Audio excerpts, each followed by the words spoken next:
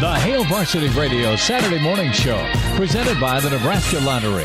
Strap yourselves in. Here are your hosts, Chris Schmidt. Y'all don't even know he was a virgin until he's 28, and now, roll tide. And Mark Kraynak. Time has come for someone to put his foot down. And that foot is me. Hail Varsity Radio, Saturday morning edition. Nice to have you alongside. My name is Mark Kraynak, and I am in Omaha, and we are joined by Elijah Herbel. Hard H. Is it hard H, or I ask you this all the time, but it throws me off every time. Yeah, it's the hard H. It's my Twitter handle that throws everybody off. I'll give because it's exactly. Yeah, because Twitter handle, the brand right. Twitter handle at Herbal Essences. No connection to that company though, right? Like, well, I'm trying to secure a sponsorship someday. Okay, good luck with that. I hope that works out for you. Chris is doing dad things. He's in western Nebraska somewhere watching his boy play baseball. And so we are going to fill in for him. And who's on the controls today? No, it's me. It's Elijah Herbel. Oh, you're doing both. Oh, I'm pulling double duty, yeah. Look at this guy. Once again, the multi-talented Elijah Herbel. And we got a loaded show today. A lot to get to, especially with the playoff talk, which, Elijah, I'm sure you spend a good part of your week talking about that. Oh, yeah. But guess what? You're going to spend a good part of your weekend talking about it, too. Because, it's a pretty substantial move, so we'll get into that. Recruiting has really taken off this week as well in football with a lot of visitors. After more than a year of not being able to have anybody on campus, Nebraska's welcomed dozens of potential scholarship signees for private workouts, for Friday Night Lights, for 7-on-7 camps. I mean, the place is absolutely buzzing right now, so a lot of movement there. And, of course, the basketball program doing the same. And, of course, a few days ago, I guess go back to Monday, Nebraska baseball team wrapped up, so we can get into some of that. We will have Mitch Sherman of The Athletic at the top of the hour, pinch hitting for Brandon Vogel in his usual Saturday morning spot. And, of course, we will have Gary Sharp, the Iron Horse, at the bottom of the next hour as well. And then the rewind today, Elijah, it's going to be with Nebraska pitching coach Jeff Christy. We talked with him yesterday, and it's a little two-part interview. We're condensed it down into one, bringing it back on a Saturday morning. Great interview with Jeff Christy yesterday. That's the rewind. 7:35 is the rewind time today. I just love the fact, by the way, that a lot of Nebraska staff are former players and players during some of the glory years. Will Bolt, Jeff Christy among them. And boy, he had his work cut out for him over this past week, especially down in Arkansas with, a bullpen that just wasn't tested. They just weren't. You didn't have the benefit of the midweek series this year. So you didn't really know what you had depth-wise. But Nebraska battled through it and acquitted themselves quite well, falling to Arkansas in the regional final on Monday. But I want to start with the playoffs. And now it was announced that this isn't official, but it seems like it's all but official. Fair way to characterize it, you think, Elijah? I mean, it seems like it's sort of the committee that looks at these sort of the College Football Playoff Committee, after saying pretty recently that they were not looking to expand beyond the 4 teams, lo and behold, comes out and says, let's go 12. And, of course, that has to get ratified. It has to get approved. There's like a commission of sorts within that College Football Playoff Committee that, for the most part, just rubber stamps whatever the committee recommends. So the likelihood of a 12-team playoff is very high, and it would not start this year. It won't start next year. 2023 looks like the year that it would happen, if it does. 12 teams. I want to start there. That's sort of a different cut of the numbers. I think you automatically just think 8 or 16, but they go 12, which would essentially give the top 4 seeds a bye, while the other 8 duke it out to face the top 4 seeds. just want to start there, Elijah. Your thoughts, were you surprised, pleasantly or otherwise, one, that it even happened, and two, that they chose the 12-team format? I mean, I'll say first, I'm not surprised that they're expanding the college football playoff, not one bit. I think the writing's been on the wall since like year 2 of the college football playoff that people have wanted more teams, because from the start, the whole goal was, let's get a little more inclusion in this. Let's get a couple more teams just so we don't have people saying, oh, well, we should have been in the BCS national title game. And then, like, I think it was TCU, like the first or second year the college football playoff was ever in existence, got left at 5. And they didn't make it into the college football playoff. And people were up in arms saying, well, man, I thought the college football playoff was supposed to fix this. So I think ever since like that moment, and even since then with other teams getting snubbed, UCF, Cincinnati last year, I wouldn't really call that a snub, but you kind of get what I'm saying. These teams that feel like they should have a shot in a postseason with a chance to win a national title game aren't able to get into the playoff. And it's the only college sport that's like that, really, with all this 64-team fields you see everywhere else. That it seemed like college football was the weird exception to the rule of the college football, or sorry, the college postseason. So I don't think I'm surprised it all expanded to 12. That was not a number I heard floated around at all. It seemed like the two numbers you heard were 6 and 8. I guess 16 and 8. Right. 16 and 8, and some people saying 6 as well. But 12. That's dumb too. 12, I think they're trying to hit the best of both worlds between the 8 and the 16. I personally really like that you're able to give the top 4 seeds a bye week. I know some people don't like that. I think that's awesome. I think if you are one of the top 4 teams in the country, I think you do deserve a week off before you go start your postseason play. That's a huge leg up whenever you're not playing some of the top teams in the country week after week after week after week, because that's gonna be a grind for the Notre Dames of the world that aren't going to get a first round bye. And I also love that as of right now, the first round of the college football playoff will be at teams' home sites. So I think that's going to add another interesting dynamic. I really don't think you need to add more of these games to bowl games whenever bowl games are already having trouble selling seats. I think the most important thing here is to get a good home environment. I think that's why if you don't get a bye week, if you're a higher seed, I think you should get an advantage on the other team. Say the 12 seed against the 5 seed. I think the 5 seed should be getting an advantage to go put it on their home campus. So while it's not perfect, I don't think there's ever going to be a perfect postseason system, and I think this is a good step in the right direction. Now, if you're not one of the top 4 seeds, you think about the extra, just sheer amount of games you can end up playing. Oh, you're playing an NFL schedule. If you start in the round 1 and advance to the national title game, that's a 17-game season. You're playing 4. You play a conference title game too. Yeah, you're playing 4 to get there. If you're not one of the top 4 seeds, you have your play-in game. Then you'll go on to the Final 4, then the kind of playoff from there, right? So would it be 4 games? I'm just trying to figure out the math here. If you have to play in the first round, it'd be 4 games, and then if you're a team that had lost in its conference title game, that's now 5 games after the regular season. So if you go, say, 11-1 in the regular season, lose your conference title game, you're 11-2, and you make it in the college football playoff, then you got to go win 4. So you'd end your season at 15-2 if you're to go win the national title game. That's a brutal college schedule. That really is. And you wonder what the implications will be there, especially in the era of name, image, likeness, and player safety and all those sorts of things. It's a major change, and it'll obviously have ramifications on bowls, which I think we all understand have jumped the shark. I mean, there's like 42 bowl games. Think about that. Like 65% of teams get to a bowl game, So look, that's going to just obviously, I think there's going to be bowls that fold and the overall number of bowl games will be reduced. But then just the interest level in those bowls will start to wane.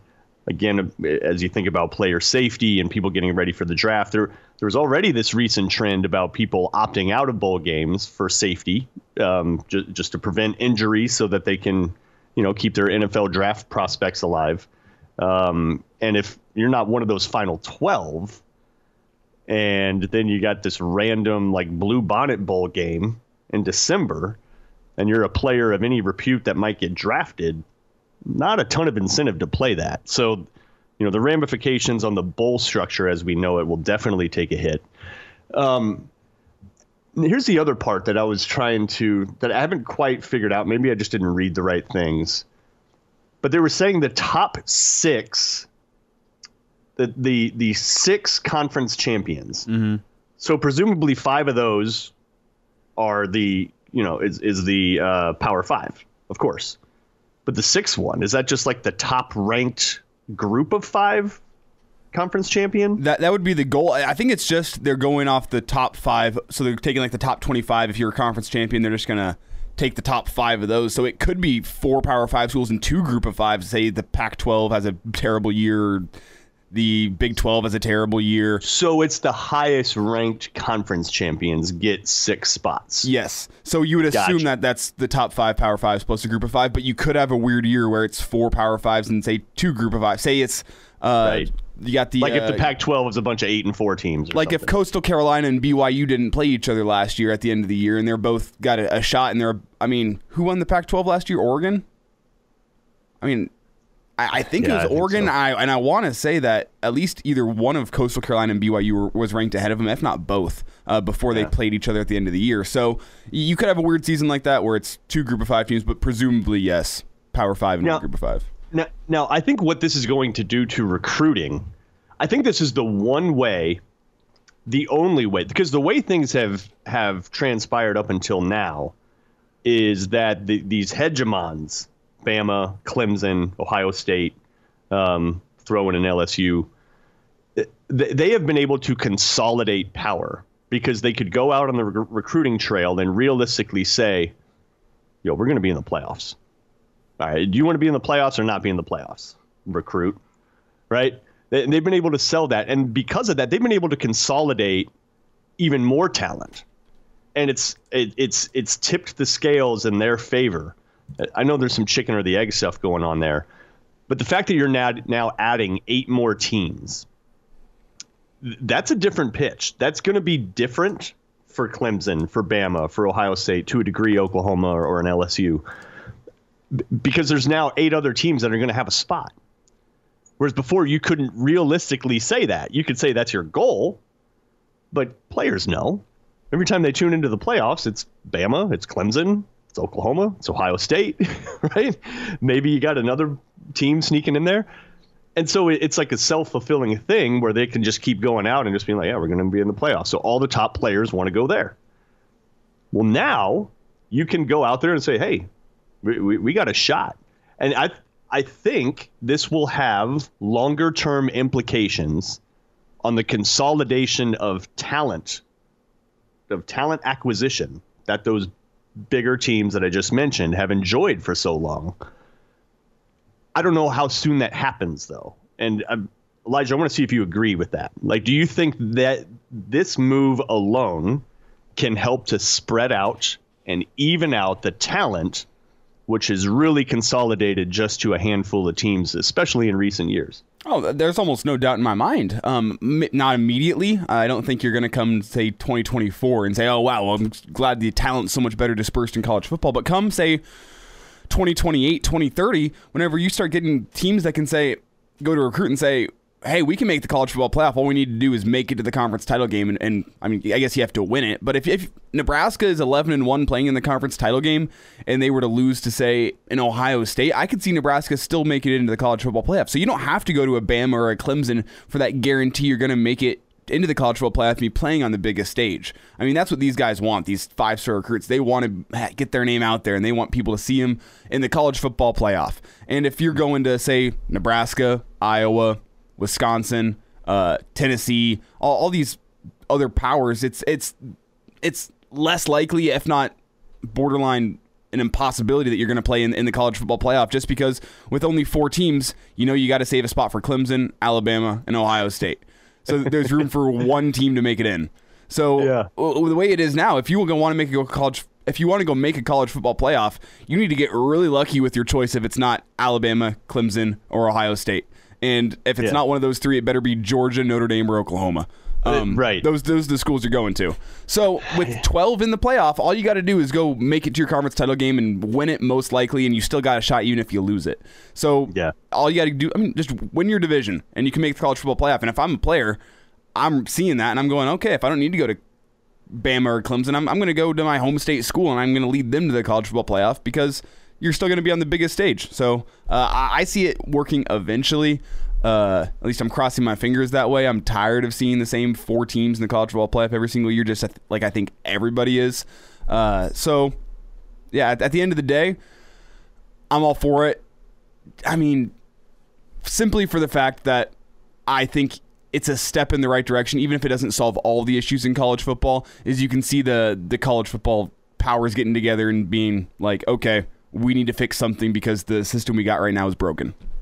Yeah, and the system, and it's a lot of times decisions will be made, and there's sort of unintended consequences of those decisions. I don't think when the 4-team playoff came out, I don't think people realized just how much the top end would consolidate talent and break away from the rest. But that's what happened. It's just what happened. And you think about the timing of this too. So not only are you going to open this up to 12, so 8 teams that otherwise wouldn't have a shot, have a chance to get in. This is going to kick off in and around the time, I think we can speculate anyways, that Alabama may have a coaching change by then, right? Like, Nick Saban is not a spring chicken. He's achieved quite a bit. You wouldn't think he's going to be in this thing for another 5 years. I mean, he may. Certainly possible. He's got a machine going. Well, he just signed that contract extension, I think, which puts him as Alabama coach until 2025. And you got to assume that's he'll be 78 or 77 by the time the contract expires. So you got to think it's a last contract type of thing. Because, I don't know about you, Mark, but when I'm 77, I want to be retired and kick my feet up. And I'm not Nick Saban. Nick Saban's a different animal completely. But, at 80 years old, do you think Nick Saban really wants to still be coaching football whenever he could sit on his millions, kick his feet up, go to South America and go sit on a beach anytime he wants? Like, maybe that's not Nick Saban. Maybe that's not what his life goal is. But I know personally for me, if I'm 77 and I'm still working, like, I have gone awry in life. Like, I want to be retired by then. Yeah, like, get to Shoney's, man. Have a grand slam. Have a, get your early bird special, Nick. Calm down. We don't need you to keep pulverizing the college football world. But so anyway, it's a lot of these. Now, this is also going to be around the time, if you think about it. So if this kicks off in 2023, the announcement's made today. It'll get sort of ratified in the summer and made official. And when I say in the summer, I mean like next week is when it'll get presented to. I can't even think of what the commission's name is, but there's a commission that will basically rubber stamp it. The NCAA Oversight Committee, I believe. Or something like that, right? Yeah, whatever. Some bureaucratic whatever is going to either rubber stamp it or nix it, but all signs point to rubber stamp. So then it becomes official. Now, you think of some of the broader things that are going to be happening in and around that time, if indeed this kicks off in 2023. That's not a certainty, but that would be like the earliest it would happen. By then, also, Nebraska's sparkling new facility will be an actual thing. They've broken ground on it now. They're trying to accelerate construction to get it into existence. Probably around 2023 is when that thing will be an actual thing, which will pretty quickly vault Nebraska into one of the top spots in the facilities race, right? So you're going to have that going on. You're going to have Nick Saban kind of, towards the end of his run. Maybe he goes through 2025 as the contract states, but, he's going to be coming towards the end of his run. By then, Ryan Day's entire team at Ohio State will be fully his. And I'm not saying that you count the guy out. I'm just saying I don't necessarily, he has to do this for a number of years in order for us to say that, oh, no, he's got staying power. This thing is legit. We just don't know yet, right? He inherited a pretty well-oiled machine from Urban Meyer, and he's done a good job of keeping it going. No question about it. But by then, the ghost of Urban Meyer will be long gone. So there's all these things. Nebraska's facility, Bama and Ohio State, maybe with a few questions. It makes it possible, if Nebraska makes the right moves now, to legitimately put themselves in that conversation. Now, it would help if you have a season above 500. Let's start there. I understand that. But it really does shape up nice. It's good timing.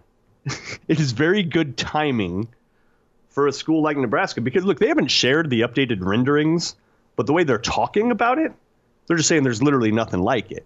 Like the facilities that Nebraska is building right now has some features that apparently are going to be pretty mind-blowing and be really attractive to a lot of the top recruits, and it'll be a hell of a training ground. We don't know what those details are yet, but that's what they're saying.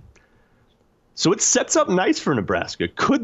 Will this be the resurgence? Is this the restoration of order? Will Nebraska be relevant again, Elijah? That's basically what I'm asking. Is this going to happen? And are these external factors all coalescing at the right time?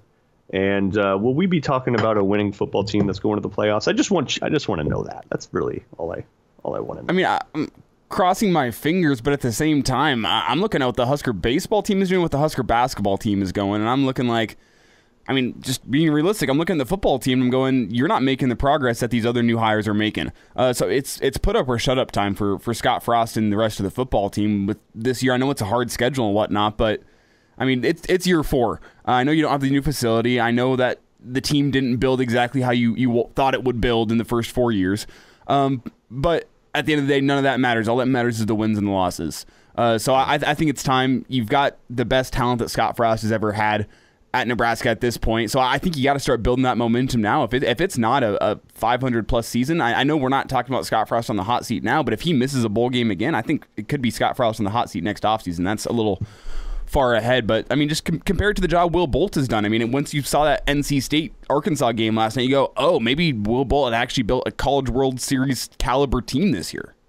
Yeah. Well, and you look at the way the roster is now constructed for Nebraska, scholarship distribution chart, as David Alston, who was a pretty highly touted recruit out of Minnesota, but literally has never played a snap for Nebraska, decides to move on. Updated scholarship distribution chart. 52 of Nebraska's 85 scholarship players, 52 of 85, are freshmen or redshirt freshmen. That's crazy. Think about that. There's sophomore, junior, senior. There's 3 other classes, but 52 of your 85 are that. Now, can you hold? And as an example, out of the offensive linemen on the roster, there are 14. 10 of them are freshmen or redshirt freshmen. Right? So you hold on to a good bulk of those guys and you keep developing them.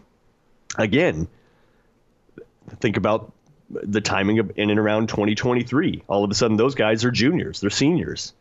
They've gotten playing time. They've got years of experience. Like, things are shaping up if Nebraska can get out of their own way and put together, get out of their own way and put together a product, a complete product. They've kept it close for the most part over the last year, outside of, a couple of games. Illinois was, what the hell was that? Ohio State, obviously, score got away. But other than that, Nebraska's, they're not that far away. It's not like they're getting just run off the field and embarrassed by terrible teams. So I don't mean to interrupt, but what is your criteria for a successful season next year? I know we only have a few minutes left here, so we can't get too into the woods. But I mean, I'm getting tired of these embarrassing losses. Just keep all the games close, beat the teams that really you look better than on paper, and let the chips fall as they may. And I think I'll be happy. I think you have to get one quality win, right? Like, okay. One. So I agree. Beat the teams you're supposed to beat, that you're sort of ranked higher than, that you've recruited better than, blah, blah, blah. But between Iowa, Wisconsin, Ohio State, Oklahoma, even Michigan, even though Michigan's supposedly down. Will you put Northwestern in there too? Yeah, sort of. But I think historically that one's just kind of back and forth, and Northwestern is what they are. But I think really it's between Iowa, Ohio State, Wisconsin. You got to beat one of those guys. Beat one of them, at least. If you beat all 3, I mean, come on, set up the parade. But beat one of those teams, hold court at home, beat the teams you're supposed to beat, and that should amount to 7, 8, 9 wins. But you need that. Nebraska hasn't beaten like a super quality team since Scott Frost has been here. It just hasn't happened yet. I think that's a pretty critical next step. What say you? I mean, yeah, they've taken some big teams down to the wire, but still waiting for that win. Yep. All right. God, I thought we were going to get into baseball and basketball, but we could not because of the playoff, and that's fine. Coming up next, though, on the Rewind, Jeff Christy, Nebraska pitching coach. We'll get into baseball and that great run that Will Bolt and company have just completed on Monday.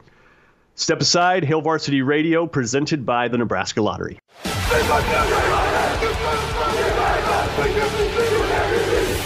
back with Hail Varsity Radio, presented by the Nebraska Lottery, with Chris Schmidt and Mark Kraynak.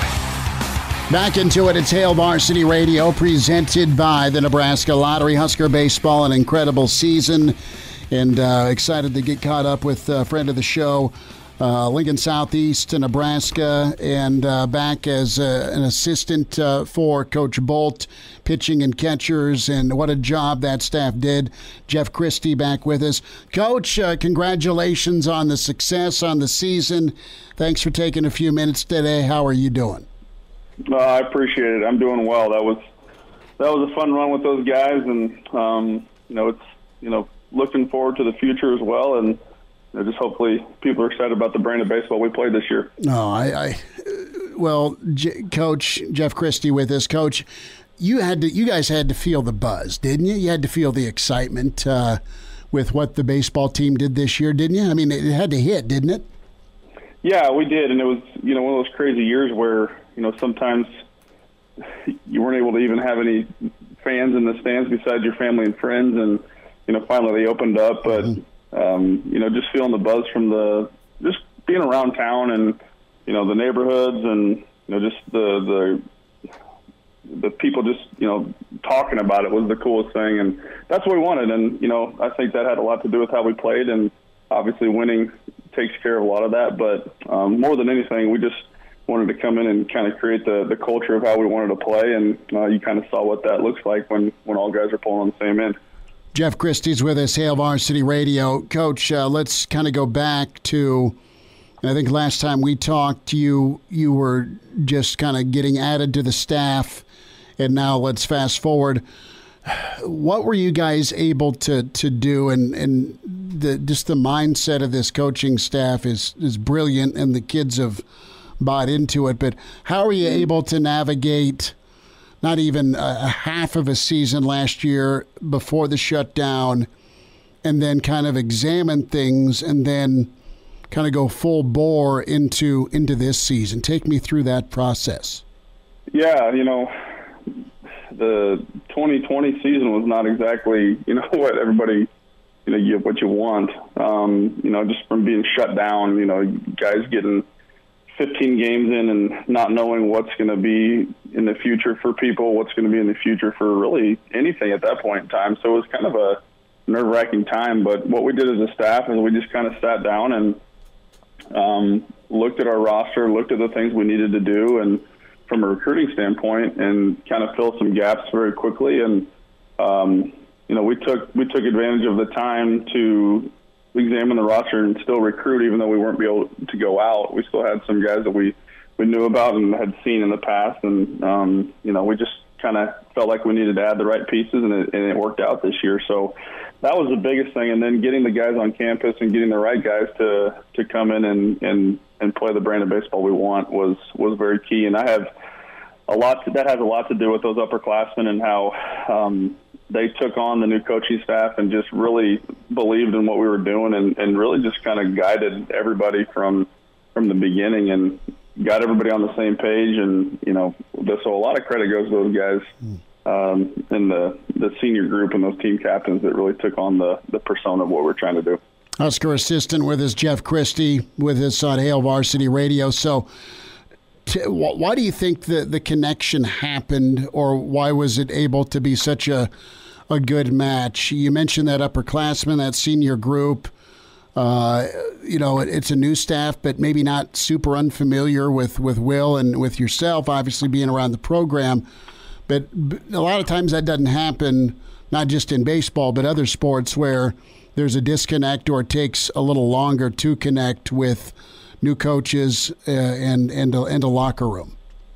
Yeah, I think it was just those guys everybody here was very accepting of, what we were trying to do and the message we brought, and, just kids as competitors too, and wanting to win. And that's just kind of, it can be tough at times there, but just the accepting us and just kind of, jumping all into what we were trying to do was the biggest thing. And there wasn't anybody just kind of hanging out on the side, just wondering what we were doing or what was happening. It was just more of a mindset of our guys. And like I said, those upperclassmen got to the point where when they were jumping into the deep end with us, everybody else followed. So I think that was the biggest key, is to get those guys on the same page there, and it didn't take long, really. I mean, it was a matter of getting to know the guys and showing that we, what our plan was and what we wanted to do, and that was kind of what happened. So it was a big step for those guys to do that, and like I said, everybody else just kind of followed in line.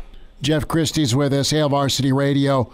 There's a difference between getting hot and being good, and if you're good, you can get hot. If you're okay and you get hot, you may swing over, for the fences and connect.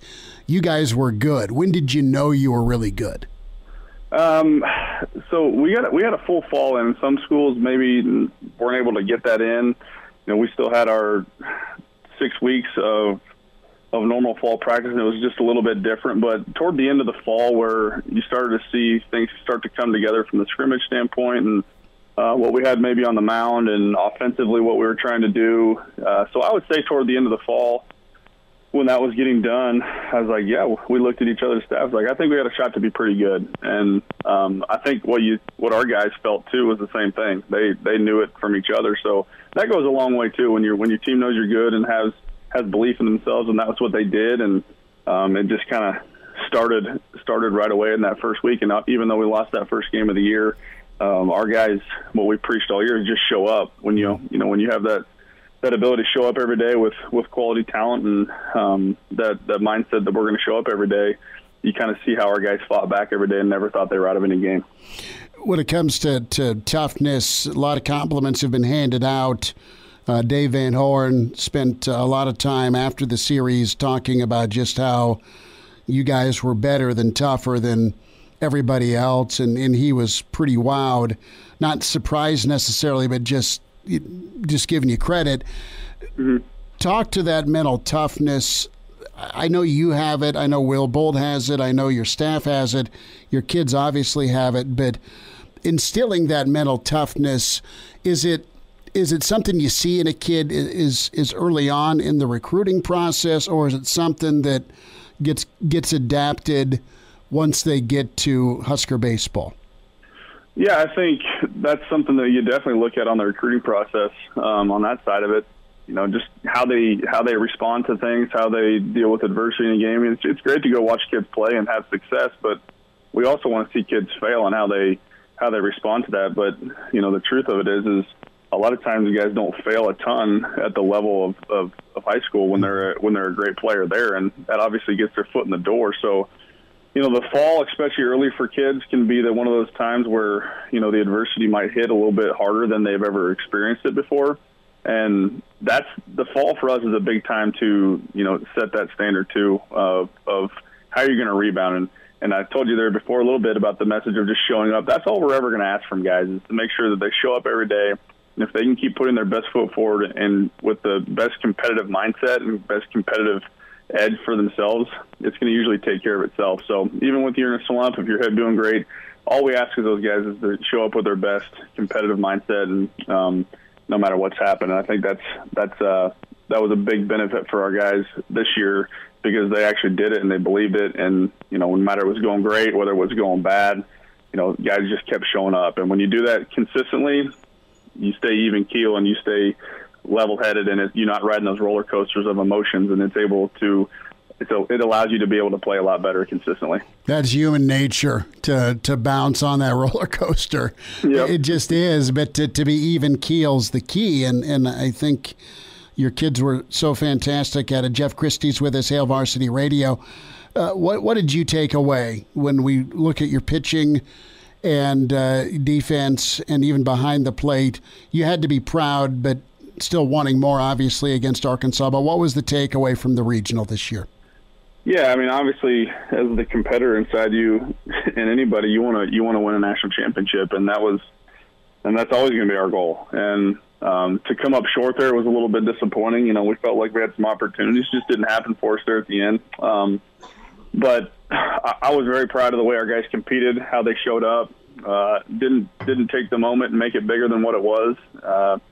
We came into an environment there that was a lot different than what we've been experiencing all year, except maybe at home. But when you're at home, the fans are for you and not against you, I guess. So, we took the guys took on the mindset of, the don't care mindset that whole year, and it just kind of really translated into the regional as well. But from a defensive standpoint, we played excellent defense for the majority of the year, I think. Pitching standpoint, our biggest goal was to, lead the conference in least amount of walks, and we accomplished that moving into the regional. And when you do that, when you have a defense and you throw the ball over the plate, usually good things happen. And that was kind of the biggest thing that we were focusing on. It wasn't too big, it wasn't too, just that singular focus of let's pound the strike zone, let's let our defense play, and we did a pretty good job of that. And behind the plate, we had guys that really stepped in with Griffin and Luke back there. Luke and Roach played a big part with each other, just getting on the same page with a lot of things, and Griffin really took the next step of connecting with the staff and really kind of leading that staff and being that guy back there that they just trust to throw the ball to. And that's huge for pitchers as well, when they know they can throw it anywhere they want to and they're going to keep the ball in front and get strike calls for them. When you're scouting Arkansas and telling your guys, all right, here is the report, they're able to do a lot of things with power. They're really good with 2 outs and 2 strikes. I mean, they're the number one team. How exciting and or difficult was that scouting report, that mission you had to give your guys the best info? Because I thought your guys threw really well. Yeah, I mean, the biggest thing for us was to stay the same and do what we've done all year, and don't make it bigger than it is. And we did that for the most part. But with guys that have a lot of power, the emphasis, and we've done it all year, is when guys can, hit the ball out of the yard, you have to be able to get inside and trust your fastball in. So the biggest thing there was to establish the fastball inside. A lot of times, especially those right-handed hitters that they had, and I think you saw that more often than not, and then try to expand away. You just don't want to get those guys extended to get the ball in the air. So it's kind of one of those things where you flirting with it a little bit. If you leave it over the middle plate, they can do some damage, but you have to be sold out on making sure that those pitches inside are where you need them to be, and you can't be scared to go in there. So that was one of the messages we had. And then to be able to call it cross count, to be able to throw your off-speed stuff in fastball counts. And for the most part, we were able to do that. And, I just thought our mindset from our guys was great, that nobody backed down, and that's the reason why they were able to execute some of the pitches that they did. Jeff Christy with us, Hail Varsity Radio, assistant for Nebraska, pitching coach in charge of catchers. Wonderful season by the Big Red. Jeff, couple of minutes here, Coach, on some of your guys on the Hill.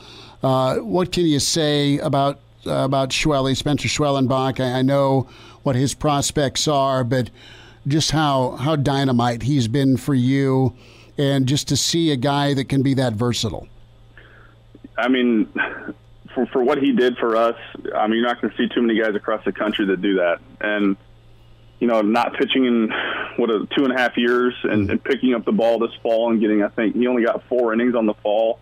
Just wanted to see how it was. And we hadn't seen a ton of it, and he picks up the baseball and gets on the mound to go in our first scrimmage, and he was up to 97 with 3 pitches in 1 inning, and it was like, okay, this is real right now. He's good. He's good to go. And when you handed the ball over to him, everybody on our dugout was like, they knew the game was over, and that's a great feeling to have. So the confidence of the team, confidence of himself, of just taking the baseball and making sure that game was over. And you saw him extend it toward the end. So I think the future is very bright for him in whatever direction he goes. But just speaking from the pitching side, that's what we're talking about there, is I think the sky's the limit for him, and I would expect him to do very well, at the next level on the mound. You also have a guy like Cade Povich that really did incredible work for you. You're also going to lose some guys due to eligibility. There's still some things up in the air just from a return, or let's see where the draft goes. But overall, how pleased were you with your pitching staff And I also kind of get a sense you're a perfectionist. So where do you want to see improvement from that staff between who may be back and where things go with Nebraska's pitching? Yeah, you talked about Povich there. Like the one thing he did for us was set the tone pretty much every weekend on how we were kind of attack the strike zone and different pitches. And what he did well was to control the running game. And so he shut the running game down for a lot of teams. And what you saw is I think we only had 29 stolen bases against us this year, which was pretty low. But I think that's a lot to do with Povich picking some guys off and then Griffin and Luke throwing some guys out early on in those series. And nobody really tried it as much anymore at the end. So that was very important. But the biggest thing for me is making sure guys get into the proper roles that we feel like would best benefit them. We started Buns early on in the year and got him to the bullpen a little bit after those 4-game weekends were done. And I think his persona kind of really fit it for him in the bullpen there, which you've seen that a little bit there with a little bit of the amped up stuff. But that's who he was. And, let it play, and that gets him through some of that stuff. But, there's going to be a lot of things that we have to probably replace at the end of the year. But I want to see guys take that next step of challenging for starting rotation spots on the weekend, and then just the biggest thing is finding those gaps to get to the end of the ball game. So like I said, our goal first and foremost has always been to lead the conference in the least amount of walks. We did that, and for me personally, I would like to continue that trend and see where it goes from there. But I was pleased. I was very pleased with how we competed, how we went about our business majority of the time, and it kind of showed with us being able to get on the mound and compete. Jeff Christy, Husker assistant with us, Hail Varsity Radio. Remarkable season for Nebraska baseball. Last thought, Coach. I know it's been a busy time in recruiting. In-state talents always been fantastic. I think back to covering the last CWS team with the Staples. You were a part of it, obviously, a Lincoln kid with Alex. Of course, Jabba, Johnny Dorn. I mean, there's a number of in-state kids that have made their impact with Husker baseball. But speak to just the state talent that you're able to observe without obviously getting specific, but just, the talent here in state and also around the region where you guys have done a really nice job of focusing when it comes to recruiting. Yeah, I mean, when we first got the jobs here, we looked at the talent across the state, and it was probably as high as it's ever been in that 21 class, and that was made one of our priorities to do that. And it's still going to be a priority for us in the state. And the reason is for, guys are developing quicker. They're still able to play multiple sports, but there's a lot of good coaches out there in high school and over the summer. So that's gotten to the point where it's really good. And, you're seeing guys just develop a little bit quicker even at the high school level. So it's always going to be a priority for us. And once we feel like we've got the guys that we want out of the state, we'll still go around the regions, and we've got connections in Texas still. We got guys coming in from Canada with some of those connections as well. So that's kind of our goal. We'll start inward and we'll start working outward, but it always has to start here in the state. Coach Jeff Christy. Coach, good to spend time with you again. Congratulations on what you and the crew did, and we'll look forward to many more fun seasons. Thanks for the time. I appreciate it. You have a good one. The Hail Varsity Radio Saturday Morning Show, presented by the Nebraska Lottery. Strap yourselves in. Here are your hosts, Chris Schmidt. Y'all don't even know he was a virgin until he's 28, and now, roll tide. And Mark Kraynak. Time has come for someone to put his foot down. And that foot is me. Hail Varsity Radio Saturday morning edition. Nice to have you alongside. Welcome to hour number 2. Mark Kraynak alongside Elijah Herbel. Our thanks to Jeff Christy, Nebraska baseball assistant, who joined us on the rewind in the last hour as we kind of wrap up the talk of Will Bolt and company's extremely impressive run. Just a game away from advancing to the Super Regionals, and we're going to get into that and a little bit more with our next guest. We are happy to have alongside Mitch Sherman from The Athletic. And Mitch, I was perusing your Twitter just to kind of see what you've been talking about lately. And I noticed that we share a side hustle, which is coaching of baseball, which I assume you didn't put it on there, but I assume that would mean like Little League baseball. Am I getting that right? Absolutely. Yeah. My 10-year-old, we're in another tournament. I feel like we've been doing these every weekend, but we got another one going on this weekend. And I was on the diamond last night. Great night for baseball, and even better when you go 2-0. So I missed the Super Regional, the Arkansas NC State Super Regional, and only saw the score, the 21-2, after I was done with my coaching. And I could, as I tweeted, I could only imagine some of the commentary from Nebraska fans upon seeing that or upon watching that. So, okay, Mitch, now I coach 8U baseball right now. Oh, yeah, I've been there. And I'm sure you've done that.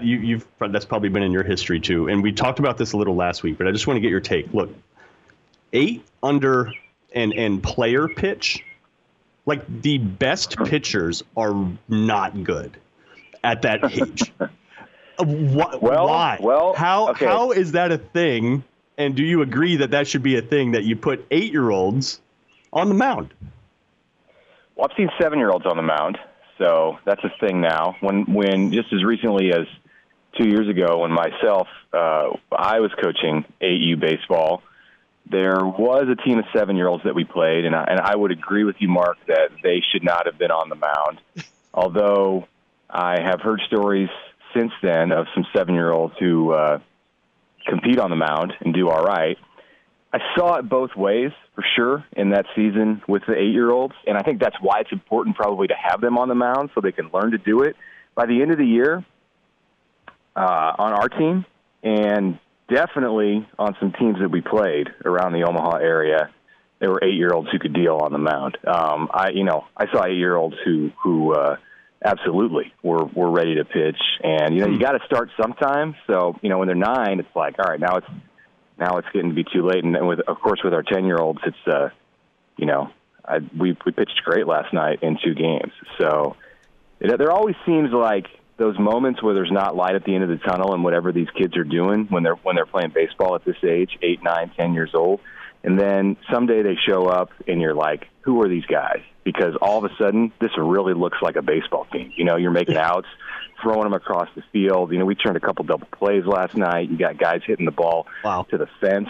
So it happens fast. And in those moments where it seems like the 8-year-old shouldn't be pitching, just give them a couple weeks and somebody's going to go out there and throw a, 2-hitter or something. Yeah, and as soon as the 8-year-old team has found that one pitch that's awesome, then the coach is just going to treat him like Kevin Kopps all weekend. It's just putting him back out there, back out there, back out there. Don't do that.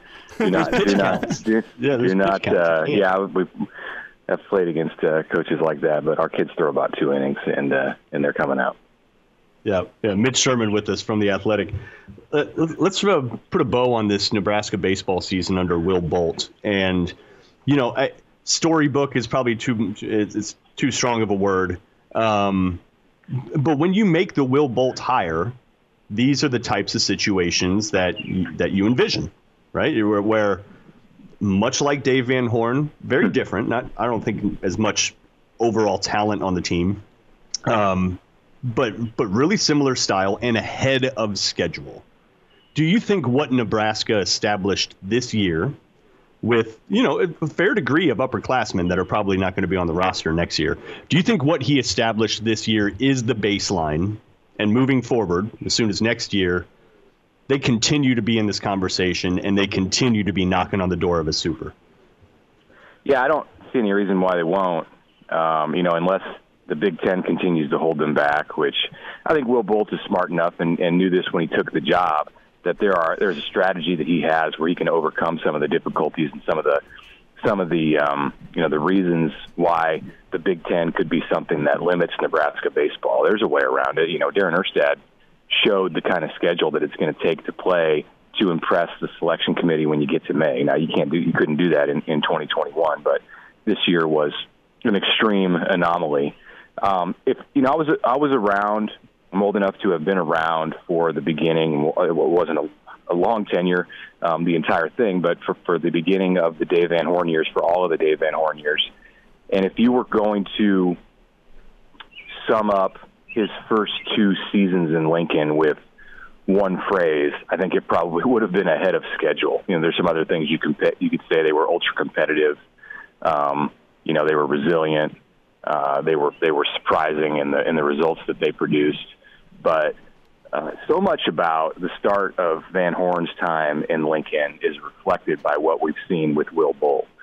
The way that Nebraska in 1999 in Dave Van Horn's second year, in some ways, like you had with Bolt, you could say it was like Van Horn's first full year because he didn't get an off season. And people probably don't know this or don't remember this, but generally when coaching changes occur in baseball, it's this time of year. It's right now. You see Arizona State, LSU, Texas A&M, TCU, a lot of these major schools here in June with coaching searches going on. When Nebraska made a change before Dave Van Horn's first year, it happened in December.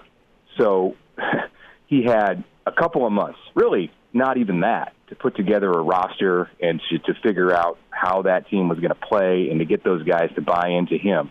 So that first year, it's kind of a wash, much like 2020 was for Will Bolt when he lost most of the season to a pandemic. So year 2, Van Horn, not a lot of expectations, goes out, wins the Big 12 tournament, and goes to a regional, wins a game in a regional. Similar to the situation with Will Bolt in year 2, where he goes to a regional and makes it considerably farther into that regional against better competition than what Van Horn did back in his second season in 1999. So I continue to see the similarities in the way that these two guys build their programs, and it's not a coincidence because Bolt was a part of that thing in 1999 and 2000. He was a student in more ways than one. He was a student in school. He was a student in baseball, and he was a student of Van Horn as a coach. So if you continue to look at that blueprint for what Dave did, you go into year 3, and that's the year that Nebraska made it to a super regional and came within one victory of getting to Omaha, and the following 2 years, the Huskers made it to Omaha. So not to say that Bolt will continue on that exact same path, but I think the trajectory will be similar, and there will be a time in the near future when we're talking about Nebraska in a super regional and knocking on the door to the College World Series. Now, Mitch, I don't want to get too ahead of myself here, but after watching one game of the Fayetteville Super Regional, that's why I don't want to get too ahead of myself here. It looks like Nebraska put up a much better fight against Arkansas than NC State did or will. So, is it absurd to say that, Will Bolt had this team as pretty close to a College World Series caliber team this year? That seems like it's actually a little bit ahead of what Van Horn had in year 2. Yeah, in year 2 for Van Horn, they went to Columbus, Ohio for a regional. It was nothing. I was there. It was nothing like the environment that Nebraska saw last week in Fayetteville. The best team at that region was actually Mississippi State. So they had no fans or very few fans in that regional. Nothing, maybe a few hundred, not 11,000. And Ohio State, it was a decent environment, but Nebraska beat, I believe, Bowling Green, and then when it got against an SEC team, it was outclassed. So exactly like you said, a much different scenario. The Nebraska in 2021 was pretty far ahead of where it was in '99, and I think one thing you have to take into consideration when I talked about all the similarities between the two programs, Nebraska, 2 decades ago and now, is that Bolt walked into this thing with more to work with than what Van Horn had back in 1998. So that's a factor. He didn't have guys like Joe Acker and Jackson Hallmark and Spencer Schwellenbach and the rest of the veteran players who led this team. Dave Van Horn did not have those guys. He went out and recruited those kind of guys with Will Bolt and with guys like Adam Stern and John Cole and Jamal Strong and Matt Hopper and Dan Johnson. Those are the guys who led Nebraska to the College World Series, the Super Regional that Nebraska made in 2000. So, for both, it's a little bit different scenario. You could potentially see his team take maybe one step back and then 2 steps forward, before it takes that next step. But I do think that with guys like Bryce Matthews and Max Anderson and some of the young pitching, and certainly with the recruiting class that his staff has put together in this last several months, they're on track. They're on track not to have to take much of a step back. And if you're hurting a little bit because you lose some of those great leaders that Nebraska had as seniors this season, it's not going to take a ton of time for the younger guys to step up and then for the recruits to fill the roles as really talented players. And some of that's going to depend, too, on which of these recruits decide to come to campus. I mean, there's one here down the highway from me right now in Elkhorn who is potentially going to be looking at a lot of money next month. And that's Drew Christo. So his presence on the roster next year can loom very large. And, one guy in baseball, one guy like that can make the difference between a team getting out of a regional and, continuing to fall short in that round. Well, and especially, there's talk that Cade Povich could leave, and so that Drew Christo situation definitely looms large, as you mentioned. If you had to guess right now, I lean more towards him coming than him not coming. And if he does he vault immediately into the weekend rotation? Well, I don't know him and haven't talked to him. I know some people who do know him, and I've had some conversations. And I think the thing that I can say confidently is that Drew Christo really wants to play Nebraska baseball. It's not a thing where he signed with a college with the expectation that he would then move on to the professional game if a good offer came. I think his full intention is to be a college player. And if he gets drafted in a place and offered the kind of money this summer that makes that, that dream impossible, like it's not impossible, but just, unrealistic to turn down, then yeah, I mean, there's a chance that he's going to move on. He's going to sign that contract. But I do think that he really wants to be in Lincoln, and he doesn't hurt to have a dad who played quarterback for Nebraska.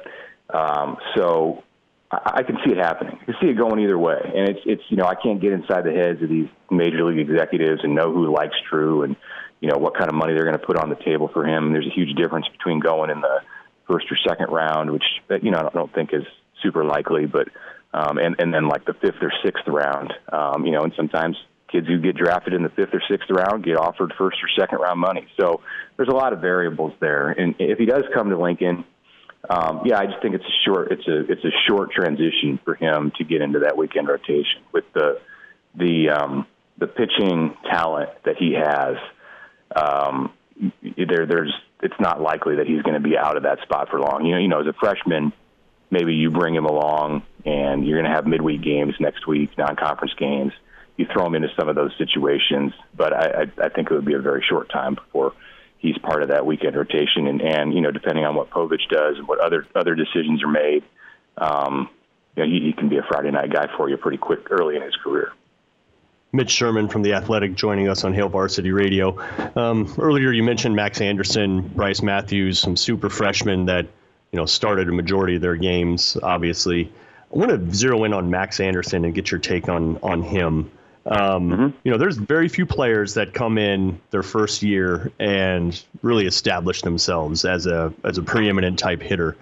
The thing that interests me most about him, and I just want to get your take on this, is he physically, he's naturally kind of got the stocky build, but he doesn't strike me as a guy that's in incredible shape yet, right?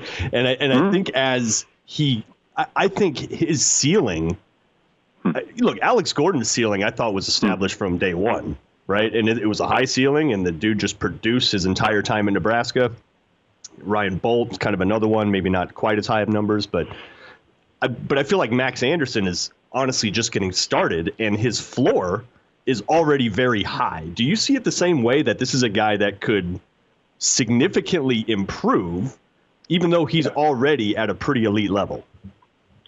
Yeah, I agree with you. I mean, I think, as an 18 or 19-year-old, it's impossible to understand how to take the game seriously enough in every single way, like in what you're doing almost 24 hours a day. I'm sure that Max Anderson doesn't get to the level that he's at without putting a ton of work and time into his baseball. But there's always another level that you can go to, and when you move from high school to college, it's natural to seek that out, and I'm sure he has. But I agree. I think there's more it would be great for Max Anderson, if he hasn't already done, to have a conversation with Alex Gordon, because they had similar freshman years. You know, they played the same position, both local kids from Nebraska high schools. And, you know, I don't necessarily think that, you know, Max is on a track to be the number 2 pick in the draft 2 years down the road, but he's got, you know, some things about him that when you watch him play, it's reminiscent of Alex Gordon. And Alex Gordon wasn't the Alex Gordon that we saw in Kansas City the entire time that he was at Nebraska. You know, it took him some adjustment to go from Lincoln Southeast to Nebraska, and then to finally come to the realization that he needed to treat his body the way that he did, the way that he did to allow himself to become a major league standout. So I think some of that stuff is still to come with Max Anderson, and the more he works at that, the more he works at everything, his physical shape, you know, the art of hitting, continues to work at his defense, then the ceiling goes up. But he has All-American potential, I would say. You know, he's the kind of guy who next year and in the 2023 season can be among the very best players in the Big Ten, and, you know, getting recognition nationally. So that's fantastic for Nebraska to have that kind of a guy who can be, you know, an Alex Gordon-like player in college. And, you know, we'll see what his potential is for the next level, but there's at least 2 years left for him at Nebraska. So, you know, soak that up if you're Will Bolt. Get everything you can out of it. There's a lot there. Talking with Mitch Sherman here on a Saturday morning edition of Hail Varsity Radio. And Mitch, we talked a lot of baseball Tuesday, and we've talked a lot of baseball today, as we should.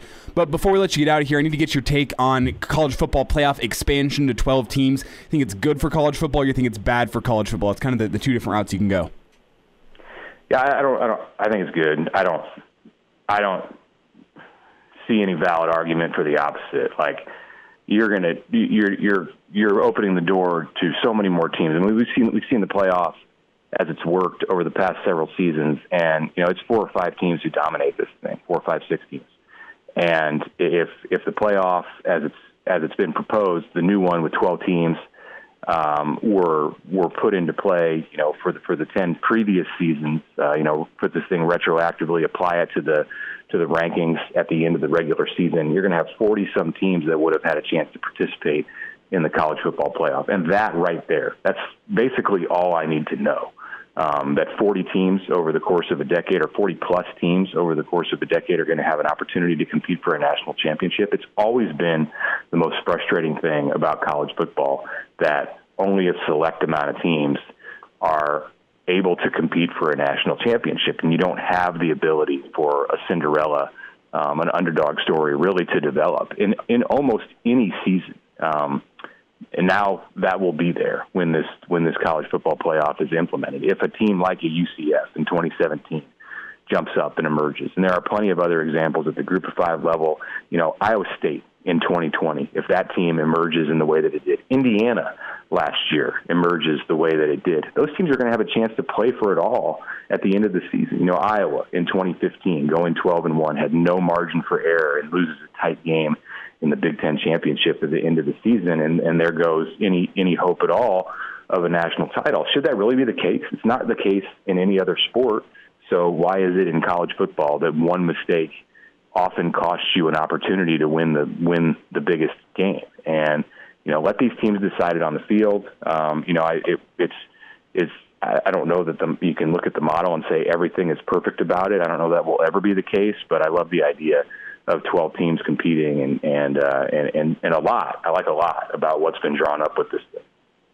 Hey, Mitch, quickly with Nebraska, I think a relatively quiet offseason in terms of what you hear out of North Stadium. There's been plenty of news with transfers and recruits and all that, but kind of a low profile. I don't think there have been a ton of coaching appearances or discussions with the media here in the offseason.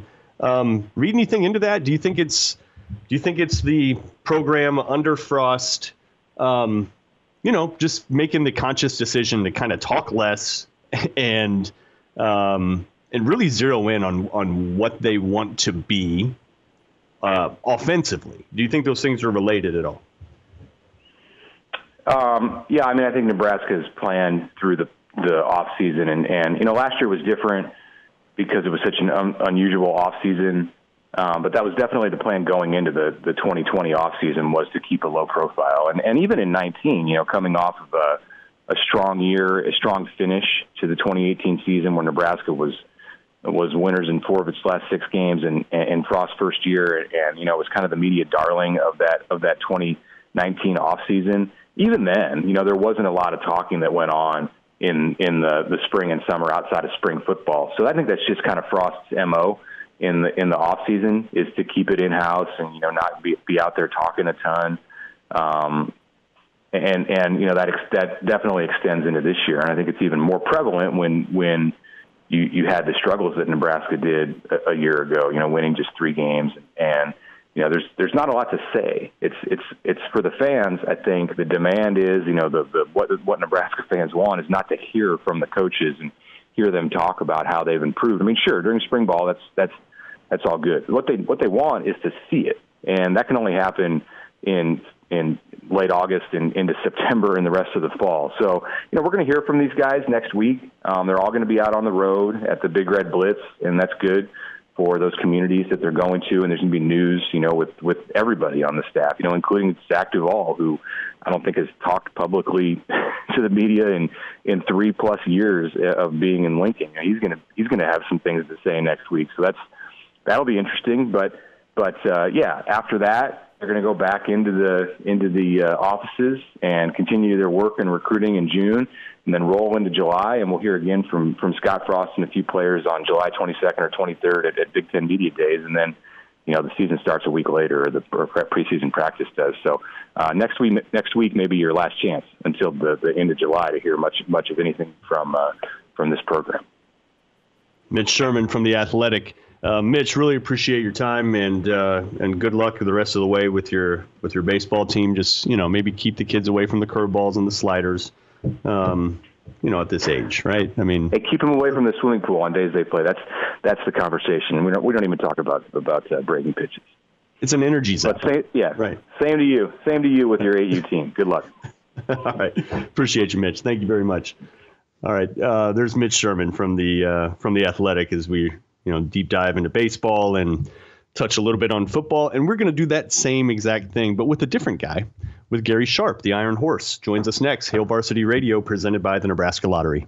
Glad to have you back. Yes, sir. You heard me right. Here are the guys, Schmidt and Kraynak. Well, Hector, here's the game plan. You're going to bring us 2 absolute martinis. You know how I like them, straight up. And then precisely 7½ minutes after that, you're going to bring us 2 more. Then 2 more after that every 5 minutes until one of us passes out. Excellent strategy, sir. Hail Varsity Radio, Saturday morning edition rolls on. No Chris Schmidt today. He's doing baseball things with his boy, Elijah Herbel, sitting in at the controls and hosting. He's a utility guy. I mean, Gary Sharp, our next guest, I know he has a history of being at the dial.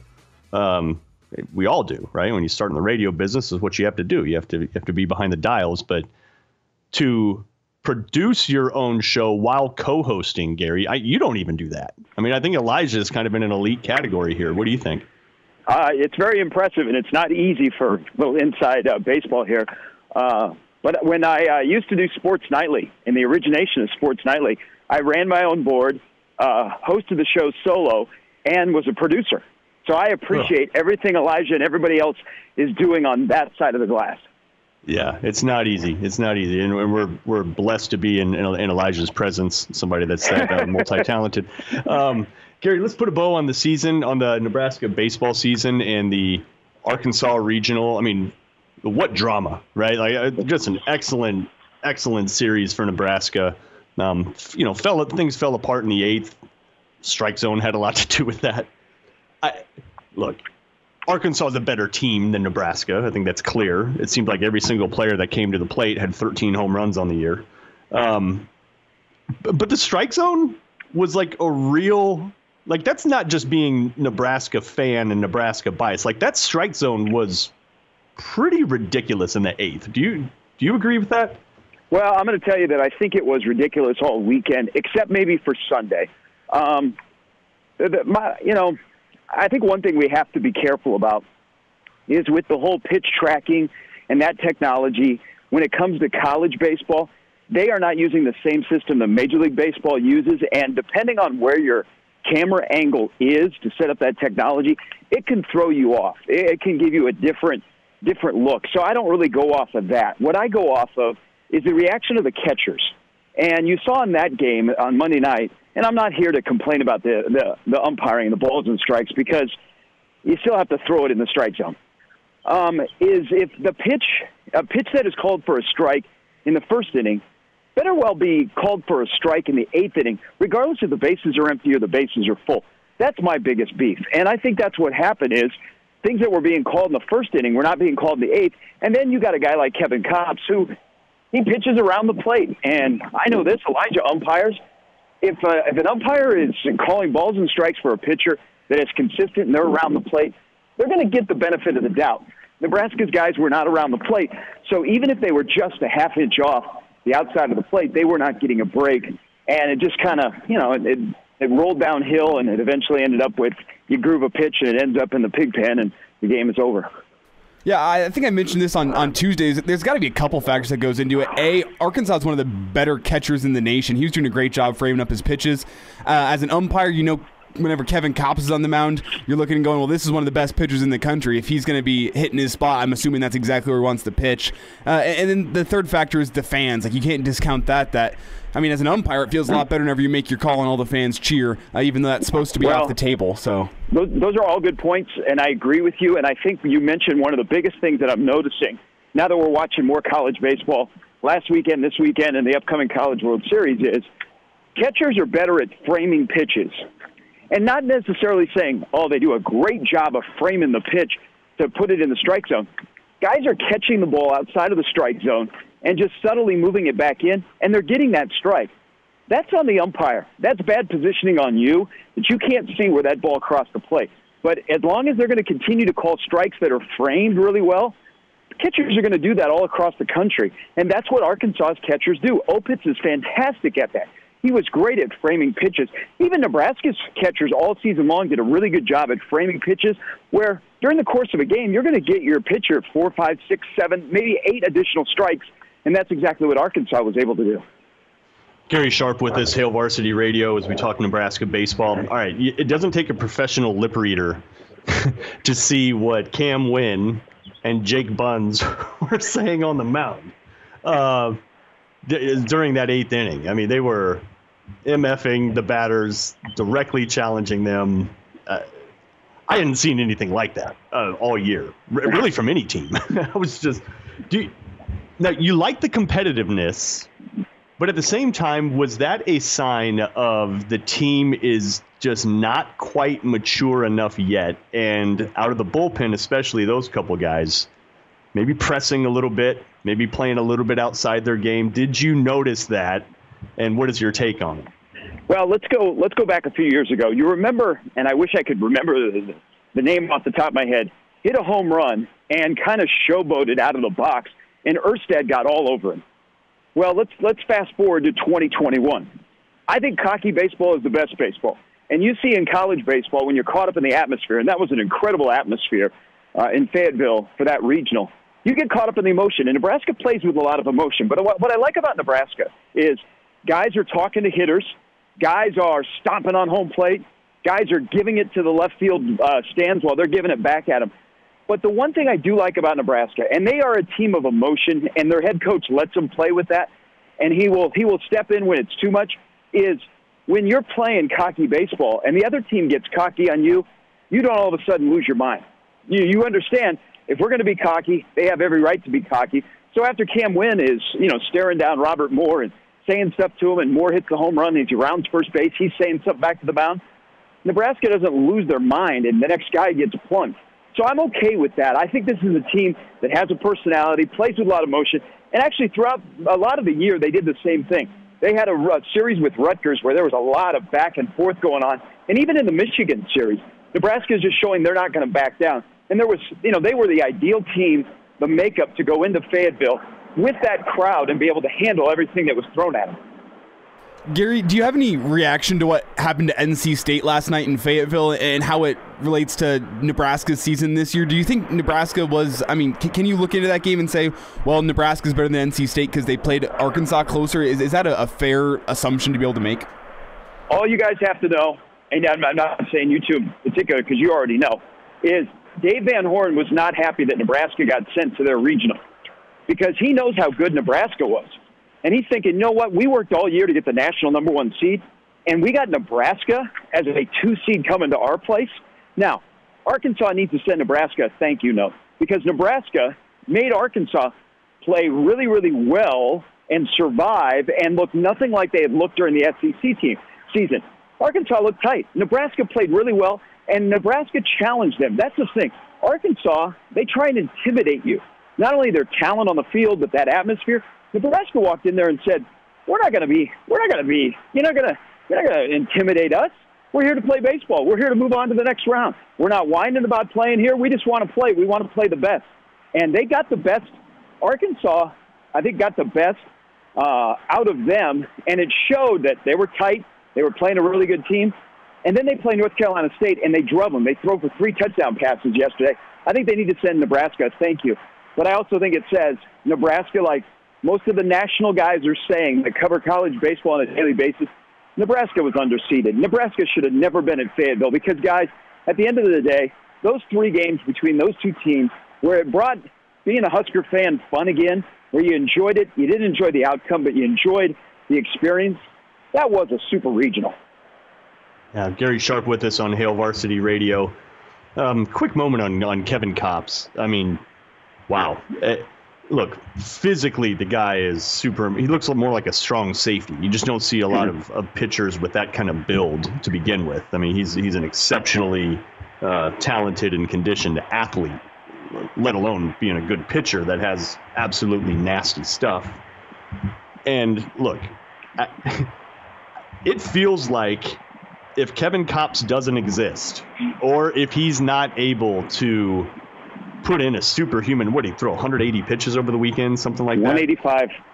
Yeah, if he doesn't exist, I think Nebraska's in the supers right now. Do you agree with that? I think it took an exceptional talent like that, who I think will probably make an appearance in the big leagues next year, just skip right through all the developmental leagues and the minor leagues and end up on a roster at some point next year. Would you agree with that? That it really took a superhuman kind of generational type talent to keep Nebraska down? Absolutely. He's a great luxury to have for Dave Van Horn. 185 pitches, doesn't walk anybody, gives up 1 run, and just dominated. Monday night, Arkansas was very afraid of the first 4 or 5 innings because they knew if Nebraska got momentum, they would feel better when the game got later, and then the pressure would shift back to Nebraska. And so that's why Dave Van Horn went to Kopps early in that game. But that was a superhuman effort. He's somebody who, with the College World Series schedule spread out like it is, he could pitch every game here in Omaha. And he's somebody that, because of that, you can ride him, and we've seen it before, you can ride them to a national championship. But he was dominant. I know people are saying, well, boy, overused him. He's built a little bit different. They built him for his different roles, whether to pitch in middle relief or to close. Here's a guy that's got 12 wins and 11 saves. How many times do you see that? Plus, the one thing that happened, especially on Monday night, guys, he didn't have to throw fastballs. He was throwing his cutter, and Nebraska was just flailing away at it because it looks great coming at you, and then it just falls off the table. So he didn't have to throw a lot of fastballs, and he doesn't have a lot of torque on the arm compared to like a Shane Comine who would throw a lot of pitches. Kopps, as you were saying, Mark, is built like that, so he can withstand an enormous amount of pitches. I think that was a little extreme, and they're also probably going to catch a break because he didn't have to pitch yesterday. He may not have to pitch today. It just goes back. That weekend in Fayetteville last weekend, that was a super regional weekend. Not this weekend with North Carolina State and Arkansas. Gary Sharp's with us on the Saturday morning edition of Hail Varsity Radio. And Gary, last segment we were talking with Mitch Sherman a little bit about Drew Christo. And have you got a chance to see Drew Christo play at all during his time in high school? And just as a follow-up to that, do you think he could be that guy for Nebraska, or do you think that the majors and professional baseball is what's next for him? Well, first of all, I think Mark knows his dad pretty well, Monty. And Husker fans know him from playing football at Nebraska. Great family. Drew is a fantastic athlete. I've seen him play in all three sports. He won a state championship at Elkhorn in football, got to the state tournament in basketball, and in baseball got to the state tournament as well. You go and watch him pitch, and there's going to be, hordes of Major League Baseball scouts there. They're going to pull up the radar gun. Guys, at his size, the ball just explodes out of his hand. It's 94, 95. He's got a good curveball as well. He's got really good command. I think he's also got a really good presence for somebody that's just a senior in high school. His commitment to Nebraska, he really wants to go to Nebraska, guys. He likes Will Bolton. He likes the staff. He likes the idea of staying home and playing at the University of Nebraska. Now, with that said, he's also got, there's going to be a Major League team that's going to go, well, let's see if we can get you away from Nebraska. He is listed as a high prospect, but he's also somebody that has a little tag next to his name that says difficult to sign because of his commitment to college. But that will be one or two Major League teams that will say, we've got money, and we're going to draft him and then try and sign him. So you have to watch that when the draft comes around in July. But I believe that he will go to Nebraska. And, guys, it wouldn't surprise me by the time you get to the Big Ten season. And I've gotten pushback on this, but I've seen enough of Big Ten baseball and aces and Drew Christo that he's your Friday night guy. And that's okay. When a guy is that ranked that highly and you are able to sign him and get him in your program, he's going to be a Friday night guy for you in your conference. And that's what I believe Drew Christo will be. Gary Sharp with us on Hail Varsity Radio. Let's shift over to football quick. And I don't know why I didn't get a scholarship, because much like Danny Kalin out of Bellevue West, I also did not start a varsity football game, and no scholarship ever came for me. But it did for Danny Kalin, kid that's just left his sophomore year. Looks like he's gonna be at the controls for that juggernaut at Bellevue West starting next year. Already has a Nebraska offer. I know you've covered Bellevue West a lot, and I know you've covered them probably in some mop-up duty, so you might be one of the few human beings that we can talk to that has seen him play, although you might have been in blowout material and not even paying attention because, who cares about the backup quarterback when the team's up by 30? Do you have any recollection of watching him, and were you surprised that he has the offer despite literally never starting a varsity football game? Well, a couple of things here. One, he is one of two sophomores to be on that roster that have a Nebraska offer.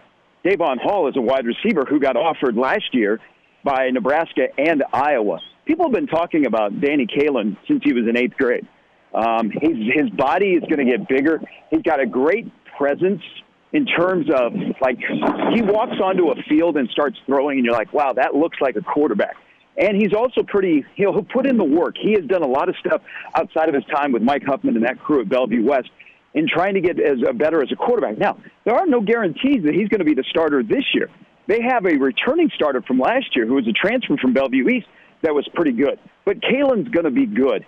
And I think in Nebraska's offer, it was reactionary. Nebraska didn't really have him firmly on the radar because the guy had not started a varsity game. But he is worth the offer, and he's worth the watch, and especially in that offense where I think you get a true picture of how good a quarterback is. I mean, look at Nate Glantz, guys, won a state championship at Bell West at quarterback. He went to Iowa Western.